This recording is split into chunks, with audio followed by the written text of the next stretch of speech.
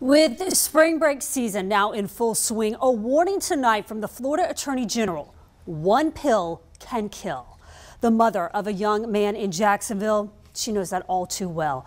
Her son's candid obituary made no secret of the cause of his death, and it made headlines all across the country. 4 weeks ago, Hunter Clemens died of a drug overdose. His autopsy reveals the pill he took, it was laced with fentanyl and meth.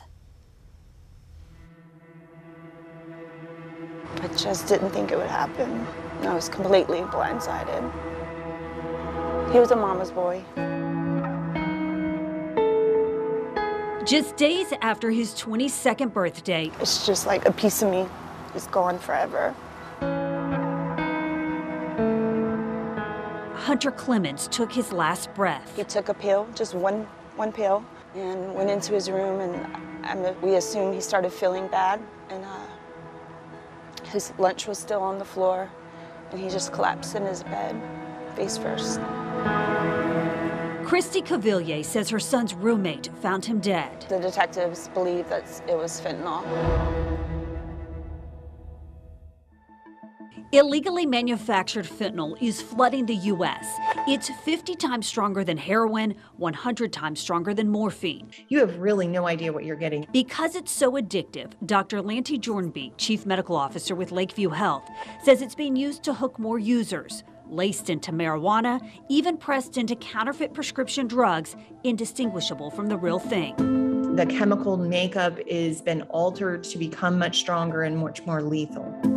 As Hunter's family acknowledged in his obituary, this wasn't the first time he overdosed. On July 23rd, 2019, he overdosed on heroin laced with fentanyl. People who have been sober a while, their tolerance is much lower. So one pill can kill them, even though they've had a history of it. Kids are so carefree, and they go to a party and they think that this pill is just a one-time party drug, and it can cost them their life. Hunter's mother and aunt want you to remember his story before taking a pill or drug you buy on the street or even get from a friend. There's no coming back.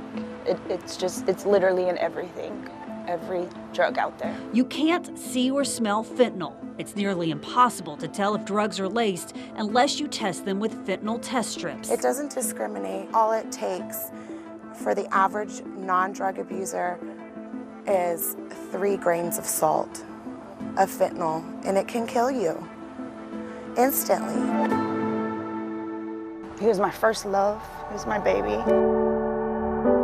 In their darkness, they're hoping to shine a light on an epidemic that has claimed more than 100,000 lives in the U.S. in just 1 year. Speaking the truth, no matter the circumstance surrounding the epidemic of drug use, may be the difference between life or death for someone. Parents and people in the community need to open their eyes to the severity. There should be no stigma around going for help, so people need to just recognize this as a disease that can be treated, because I think still a lot of people are afraid to ask for help because they don't want the shame or the stigma around it. Christy hopes her son's death will motivate parents to talk to their kids. I know I'll grieve my son for the rest of my life. However, if my story could save one child, then he didn't die in vain.